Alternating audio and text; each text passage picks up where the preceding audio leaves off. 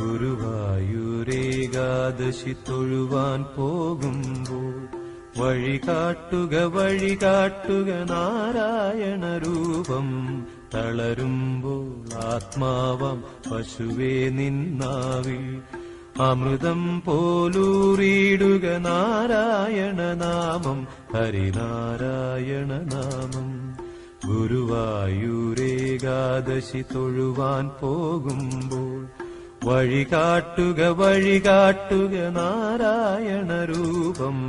തളരുമ്പോൾ ആത്മാവാം പശുവേ നിന്നാവിൽ അമൃതം പോലൂറിയിടുക നാരായണ നാമം, ഹരിനാരായണ നാമം.